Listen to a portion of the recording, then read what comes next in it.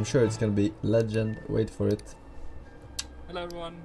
Hi, I live in Tokyo and I make videos about my life here. But despite what many of you might think, I'm actually not Japanese. I am from an insignificant little country called Sweden. I think there are about 4,000 Swedes living in Japan at the moment. It's not too many, I guess. But the interest for Japan in Sweden is obviously huge. So this video is also huge. And about what it's like living in Japan as a Swedish person. Yay. What are the differences? What is similar? And where in Tokyo can you go to get some fucking knäckebröd? I actually don't know that one. Yeah. Whoosh. Now, Tokyo is obviously the biggest city in the world. Terribly multicultural place. Despite this, though, I have a terribly hard time blending into any random crowd here, as you might imagine. It might be because of my distinct odor, I don't know, or my obnoxiously loud speaking voice, but I think mainly it's because of the blonde puff. The only other YouTuber I can really think of who's visited Japan with a similar hairdo is Logan fucking Paul. I've mentioned this before, but one of the goals of this channel has always been to sort of restore the understandably dismal reputation that blonde YouTubers have in this country. I really don't know how that is going. Anyway, the most common question I get from Japanese people when they first meet me is, you know, if the hair of mine is like this naturally or not. The wig is very convincing, haha. Okay, so if we can sort of tear our minds from my simply gorgeous exterior for 1 second. What else is different here living as a Swedish person? Now perhaps the biggest difference the keen observer will first notice when they move here as a Swede is what my dear friend Emilia pointed out. Alltså skillnaden, alltså ni ser ju bara bakgrunden, alltså var fan kan du hitta detta i fucking Sverige? Skillnaden är ju det är asiater här och det är svenskar i Sverige. Det är så bra. Jag har ju aldrig passat in mer än någonsin som jag gör nu precis. Carl also chimed in. Sverige, för mig, jag kommer ju från norra Sverige, så för mig är det väldigt stor skillnad mellan Japan och Sverige. Så jag tycker att Japan är mycket roligare, det finns ingenting att göra där jag bor.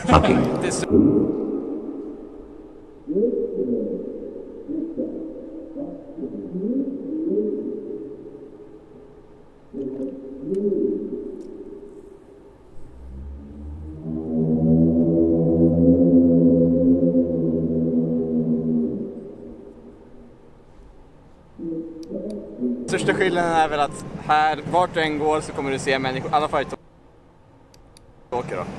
Kommer du se människor överallt, verkligen fullpackat överallt. Det är som att du är i Stockholm konstant. Och sen när man är typ Shibuya så är det Stockholm gånger 10 typ. Okay. For fuck's sake.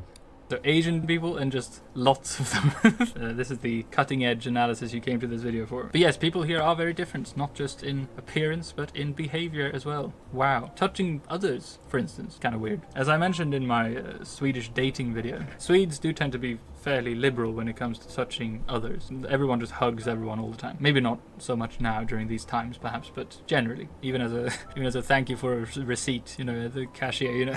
It's kind of true though. We shake hands and, you know, French kiss our way through meetings in Sweden. Here in Japan, things are very different. During my entire year here so far, I haven't touched one single person. I'm almost awkward about touching myself at this point. You know, you don't shake hands when you meet people here. You bow, the angle of which depends on how constipated you are, I think. And you, for goodness sake, do not hug. Such pornographic filth is to be carried out at home under the kitchen fan, if necessary, and only as a very last resort. When the sexual tension builds up to an unbearable degree, only then is it okay to perhaps, you know. One reason why people don't hug each other a lot might have something to do with the climate, because good lord, since my last video about 4.5 years ago, it has been constantly above 30 degrees here in Tokyo and incredibly fucking humid, which to me as a fragile little Swedish person with terribly sensitive skin, honestly it's been pretty tough. Andrea, my third ridiculously attractive Swedish friend, agrees with me on this. Okay, Andrea, hello. Hi, we're walking backwards. It's very hot, very humid because it's a big city.